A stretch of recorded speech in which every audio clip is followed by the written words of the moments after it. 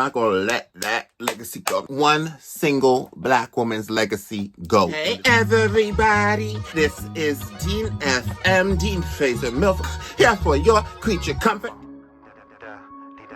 And today, I wanted to do another reaction video, and this one's going to be by Black History, period, the channel, period. They tried to erase her, the black woman behind the internet. We gotta get back into our little historical bag. This country be really letting my sisters down. Sometimes it gets me quite vicious how much black women are overlooked in this country. Not only overlooked, they're appreciated. They're not acknowledged for the struggles that they have gone through, and are going to continue to go through as far as just hate, discrimination, a whole lot of stuff. And I'll say it over and over again until my lungs croak.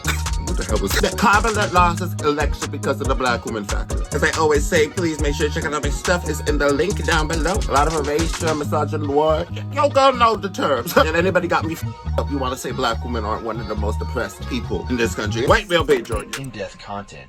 Bring hidden narratives to life and keep history alive for everyone. The story of the internet is often told as one of machines, laboratories, government programs, and the great genius of mostly white men whose names have been immortalized in Silicon Valley lore. Don't I know Yet beneath that story lies a hidden current, a truth long submerged beneath layers of selective memory and historical erasure. The internet was not simply the brainchild of a few men working in secrecy at places like DARPA or Bell Labs.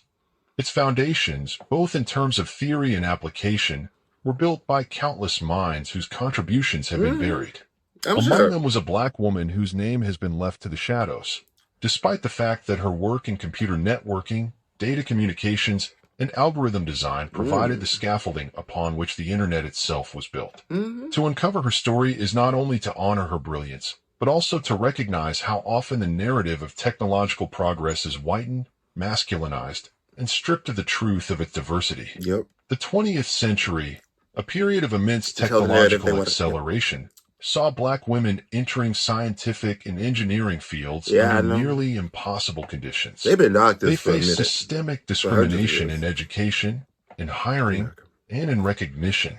Even when they contributed to major innovations, the credit was often handed to their white male counterparts.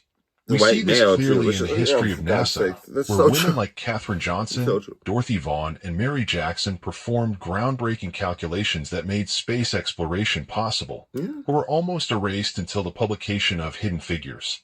Yet the story of computing and digital communication also has its own hidden figures. At the center of this forgotten chapter was Dr. Gladys West, a mathematician whose work on satellite geodesy laid the foundation for GPS, and Shirley and Jackson, the theoretical physicists whose telecommunications breakthroughs opened doors for call waiting, caller ID, and fiber optics. But even beyond them, there were pioneers like Annie Easley, whose coding for NASA's rocket systems overlapped with early computational models, and most of all, Dr. Marion Croak, a black woman engineer whose innovations in voice-over Internet Protocol, VoIP, quite literally shaped how data could move across digital lines. Without her work, the seamless flow of voices, data packets, and network connectivity, the very lifeblood of the internet, would not exist in the form we know today. To appreciate her role, one must first understand how fragile and experimental the idea of the internet was in the late 20th century. ARPANET, the project often cited as the birth of the internet, began as a Defense Department experiment to connect university computers across long distances in the 1960s. But this network was rudimentary, built for military and academic use, and not designed for ordinary communication. Its early protocols were clumsy, its interface inaccessible, and its potential not yet fully realized.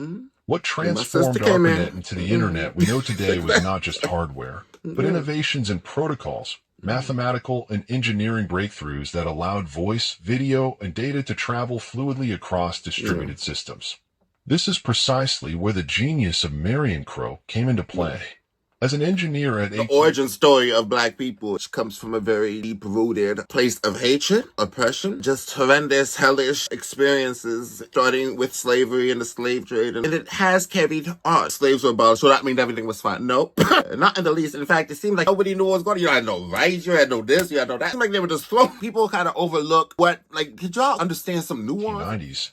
Croak saw that the future of communication was not in copper wires transmitting analog sound, but in the conversion of voice into digital packets that could travel like data. Yeah. She believed that one day, phone lines and computer lines would converge into a single medium, a radical vision at the time. Through her relentless work, she and her team developed the technologies that turned voice into data streams that could travel across the same networks as emails, web pages, and files. This was the genesis of VoIP, the backbone of modern platforms such as Zoom, Skype, WhatsApp, and countless others. The brilliance of her vision was that she foresaw what many did not, that the internet would not remain a static library of text, but would evolve into a living, breathing communication platform.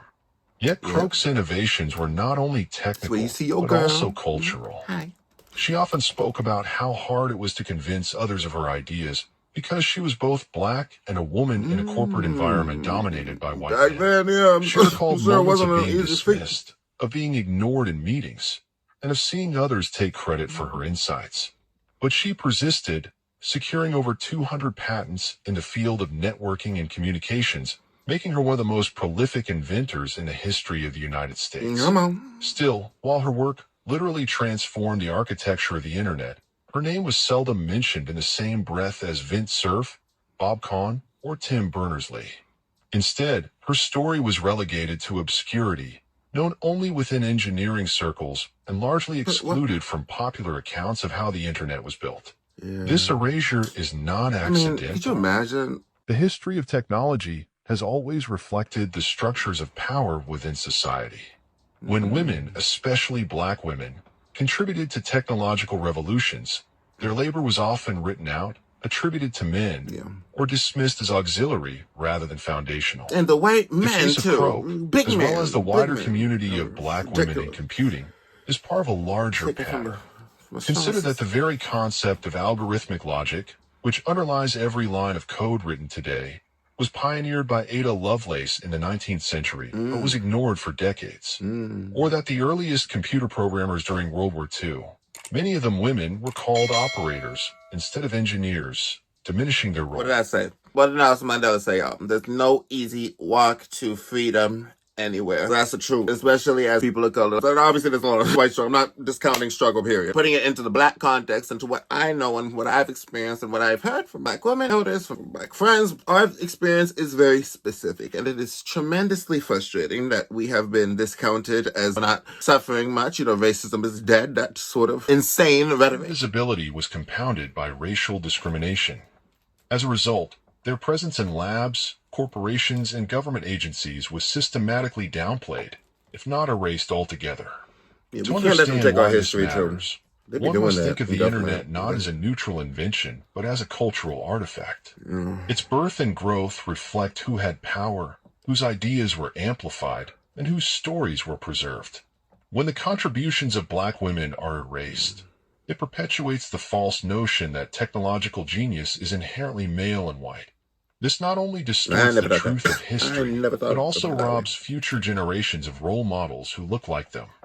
Imagine how many young black girls might have been inspired earlier to enter science, technology, and engineering fields if Marion Croak's name had been taught alongside that of Steve Jobs or Bill Gates. Imagine the cultural shift if Shirley and Jackson's breakthroughs were recognized with the same reverence as those of Claude Shannon. The fact that this recognition is only beginning to emerge now is a testament to how deeply the erasure has been ingrained. Yet history has a way of correcting itself, however slowly. In recent years, Marion Croak has begun to receive some of the recognition she long deserved. In 2022, she was inducted into the National Inventors Hall of Fame for her work on VoIP, an honor that places her in the company of the most celebrated inventors in American history. But even this recognition raises questions about why it took so long, and why her name is still not widely known to the public. The answer lies in the structures of storytelling themselves. Popular histories of the internet are often written by men, from the perspective of Silicon Valley, centering corporate titans and military figures rather than marginalized innovators. Correcting this requires not just honoring Croak, but rewriting the entire narrative of the internet to reflect its true diversity. We have to. The deeper truth is that the internet, like all great inventions, was not the work of a single person, but a tapestry woven by many hands. Within that tapestry, the threads contributed by Black women like Marion Croak, Annie Easley, and Gladys West are essential. They provided not just technical brilliance, but also resilience, vision, and the ability to see possibilities where others saw obstacles. They remind us that progress is not only about machines, but also about the human spirit that refuses to be confined by prejudice. By reclaiming their stories, they tried to not only give credit where it's due, but also expand our understanding of what innovation looks like. In the end, the erasure of the Black woman who helped create the internet is more than a historical oversight. It is a reflection of the biases that still shape our present. To remember her is to challenge the narratives that exclude, to insist on a fuller truth, and to inspire the future. The internet itself, a space that was once a military experiment, and has now become the central nervous system of humanity, was shaped in part by her vision. How many of y'all can go in there without your phone? Every time we make a call on WhatsApp, every time we join a Zoom meeting, every time voices travel across invisible lines of code, we are living within her invention. Yes, we are. History tried to erase her. Her legacy is already embedded in the very infrastructure of modern life. The world simply needs to remember her name. I'm not going to let you die. I'm not going to let that legacy go. One single Black woman's legacy go in this channel. I'm not here for that. For the erasure that be going on. I'm here for white men. White man, I'm going to be straight up, and this is going to be the most Latin racially I can be. White men be getting on my nerves. So many times, so many days. There's many white men who I know who are straight white men who are very nice. Who are actually very supportive. There's a lot of white men who really don't know how to stay in their lane. I'm in the whole lane, and you insane. And that, my dear, was reacting to. They tried to erase her, the Black woman behind the internet. And I hope you have a nice day. I'll talk to you later. Let me know what you think in the comments down below, and let me know what you want me to react to. I'll talk to you later. Bye-bye.